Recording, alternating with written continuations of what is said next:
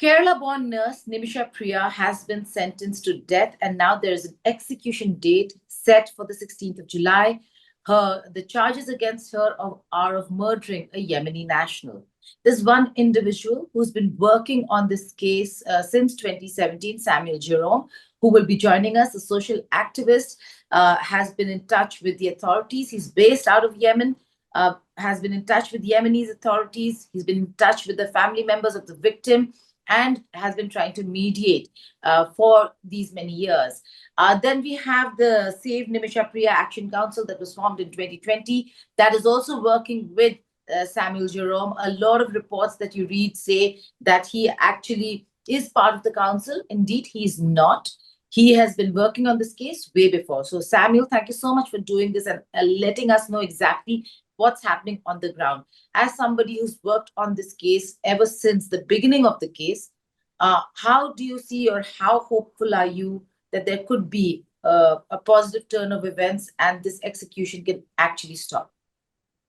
Uh, Actually, there are two distinct uh, things in this case. One is the legal, the other is the tribal. So the legal has done its part. So that is where we have reached, and the execution date has come. The tribal part is open until the execution is being carried out. So there is hope until the thing happens. Now that is, having said that, I mean, like, I have provided an offer of $1 million. I mean, as you know, I mean, I've been in India for almost 3 months because my mom was sick, and I mean, I went there for a month, and since my mom became sick, so I had to be in the. She has been hospitalized for a month, and I had to be there. So day before yesterday, so fast forward, day before yesterday, I got a call from the chairman of prisons, and it was on my Yemeni number that was, since I was in India, that was continuously ringing. So usually I don't answer that number. But then since it was repeated, I answered the call, and he introduced himself as the chairman of prisons, and he said that he has received the execution order. So then I immediately called the Yemeni local staff of the embassy. As people know, that the Yemen embassy the Indian embassy in Yemen is closed. So, Yes. but the staffs are still there. The staffs are still there who are The still local staff. assisting. The local staff, yes, they are assisting because there is no Indians who is based, I mean, Indian embassy staff who are based in Yemen. So the local staff, and I called one of the local staff, and he spoke to the number, and he confirmed the message that it is indeed the chairman of the Prisons Authority, and this is what it is. So I immediately informed our embassy in Saudi Arabia, because Saudi Arabia embassy is the ambassador of Indian embassy in Saudi Arabia, is also the ambassador for Yemen. So I did inform the embassy office. So embassy office in turn again called this person. I mean, called this person. I mean, the local staff here in Sana, and asked them to go and check this. So the local staff went to the prison and seen the order, and it confirmed that everything is, unlike the previous 2 months ago, there was a rumor, but this is not a rumor. This is true. Now, this is the legal part of what has happened. So immediately I had to Yes, rush, and explain I the took a flight tribal part yesterday. because you said legal and tribal. No, I'm coming to that. So yesterday I took a flight and I reached Yemen yesterday. I'm still in a city called Aden. I'm yet to go to Sana'a. Sana'a is tomorrow morning. I'll be going to Sana'a. So I'll be reaching Sana'a sometime noon time tomorrow. I'll be reaching Sana'a. Now, since I came here, there are lots of leads that is coming. So at this point of time, I don't want to. So yesterday night was a long night. Since even I landed here, there was a lot of meetings that happened instantaneously. So now, in the tribal part, you need to understand that we have already directly spoken with the family. Okay. And the offer had been given. There is no response from the family, which is somewhat very negative which is very negative. Basically, blood So, money. but see, now again, I need to clarify what blood money is. There is nothing called blood money. If the family forgives, Yeah. then there is a money to be paid, that is called the blood money. Families don't forgive because money is being paid. So people have to clearly understand this. If the family forgives, yes, then there is a negotiated blood money. So we had given an offer. I mean, in case that if the family forgives, and that this is what we could offer, and that is to the tune of 1 million US dollars plus medical assistance and assistance to the brother of the deceased if he wants to settle in UAE or Saudi Arabia. So these are the offer that we have put it on the table, and the offer has not been taken till now. The offer has not been taken till now. Yeah. Continue. Since the So news came. Since the news came, yes. yeah, since the news came, there have been a lot of, as I told you yesterday, I mean, almost until 1 o'clock, 2 o'clock early morning, I had been in meeting with several people. So there are very positive leads. And as you know, that we have already spoken to the family. The family has not accepted the offer. Now we need influencers who could influence the family. So now that is the route that I'm taking. So I've spoken to many people, and once I go to Sana, then I will see the possible viable route that will really lead us to a positive outcome. So that is what I can share at this point of time. And I'm working on these cases and I mean, like all the well wishers who are in Sana. I mean, I'm talking about Yemenis, not the Yemenis who feel that Nimisha should be, I mean, should stay alive, the Yemeni people, because I mean, within the jail and everywhere, she has gained a very good name. She had been very helpful. So I mean, don't want this to happen. So in a sense, like people want to help. So I've received many hands of help. So I'll see which one is the real viable one, and I will take that route. Family. Yes.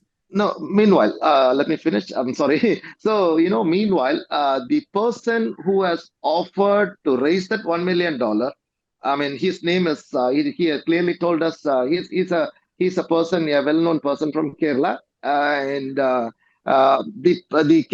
medical is going to be performed by Dr. One IP Cherian. He is a very well-known cerebrospinal surgeon. So he's the one who has offered this five surgeries The absolutely medical free. for whom? But Medical treatment for whom?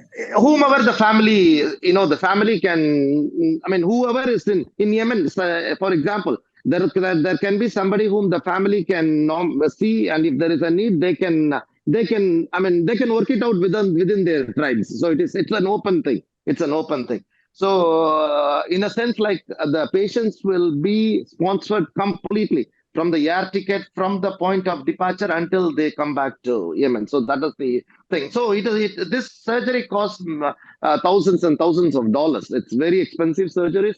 So he's I mean, in a goodwill, he said that I will do that. I will do that for free, absolutely, and he is going to sponsor for the tickets and everything. So that is the offer there, and also there is an offer on table where if the brother wants to shift his life to UAE or Yes, Saudi that's Arabia, that has to be. So okay. now the only option available for us is to seek the assistance of the influencers. They could be sheikhs, they could be whatever it is, to convince the family to accept the offer. So that is where we Up stand. until now, Samuel, you're saying the family is not convinced. I What don't are they know. saying? What are they saying? What is the No, family they are saying not to saying this? anything. No, they are not saying anything. That's the problem. They are not saying yes or they are not saying no, which I take it as, I mean, me being A window. optimistic. The window is there. That is what I mean. If there is a no, it could be a no, but then I'm optimistic to see that there is a way forward. But time is running out. It's July And 16th. The date is of set. course, yeah. When time is against us, but then what it is what it is. So I mean, like there is nothing that anybody can do. That's all the last minute ditch efforts. But again, like I mean, I don't want to put the government of India in a difficult situation. They have really helped, and the very thing that Nimisha is alive because then Minister of State General VK Singh gave a letter for this lady to be brought to due legal things. So that is why she was brought into that legal thing, and she's alive because of this letter. And since then, the government of India has provided all with a difficult situation. I mean, like that is the political side. The government of India does not have any direct consular access to the Al Houthis, and so it's a very difficult situation. But still, I mean, like now it is last minute, so I request the government of India, if at all, if it is a possibility that they can intervene with the Al Houthis, that makes a very big difference. Yeah, this is just a request. Yeah, please. I mean, I very well know the situation. Having known the situation, I'm just putting it. I'm just putting it as a request. Samuel, how's the family holding up? Are they in Sana? Yeah, the mother is in my home in Sana. She is still there, and I did speak to her yesterday night, and we didn't. She didn't spoil. I mean, she has been. I mean, to be honest, I mean, she's very emotional. So, I mean, like, I didn't want to talk to her until I. I mean, until I go there. Really, I mean, like, so I just let it. I let it be like that. Whatever she's hearing from the news and all those things, I keep it as it. So until I am physically there, then I can handle the situation myself because she's a very fragile lady, and so I really. I mean, like, I haven't spoken in detail anything with the mother. If General VK Singh would not have sent that letter in time, what would have happened? They would have expedited the execution No, back then see, the thing itself? is that, see, it's a very good question. Actually, people don't know some background. See, the incident happened in the northern part of Yemen. After the civil war, it has been north and south now. So she was arrested in the south and she was put in a jail in a place called Marib. So Marib is in the south. The family made all the. If she would have stayed in Marib, she would have stayed ever for in Marib. Nothing would have happened because the court wouldn't have tried there. But the family took it upon herself. The victim's family spent a lot of money. They physically went and took her from Mari jail in their own car. You have to understand. So, but they were How's very, this I mean, allowed? yeah, no, no, yeah. See, that is the way it works here. But I mean, they could have. I mean, anything bad could have happened, but they didn't do that. See, they were very. Here people somewhat fear their conscience. So, but what could have happened is this thing would have happened in Al Baida. All this legal thing where there is no legal. It was in 2017, the height of the civil war. No government, nothing. That is the context of what is this happening. So they would have tried in Al Baida. She wouldn't have got all these legal things and all those things. Maybe she would have, because already there was a confession extracted from her in Marid. So they would take that, and the judge would have pronounced, and she would have been executed long, long time back. So she was brought to Sana, the capital, and the special court tried her. So we had all the due legal processes, and so I mean, like, so we there was an opportunity given to us to explore all the legal opportunities. Okay. This is a very complicated case. Yeah. Not many of our viewers know why Priya has been tried. What is the murder case? Could you just, for the benefit of our viewers, give us a background of the case and what transpired? Um, Nimisha is accused of killing her Yemeni husband. So she was married, which she contests that in the court. She said it was not a legal marriage. So that is what her view of things, and she said it was a fake marriage certificate that was done, and which we don't know. The truth of the matter is disputable, and then she's accused of the Yemeni husband. And as I understand, she had given him sedatives, and then later on, they found the body disfigured. So that is what happened. I mean, like the body was cut into several pieces, and then Nimisha escaped from there, and she was later on. She was caught by the police. So this is the issue. Has she spoken about the reason why? And was the man married before?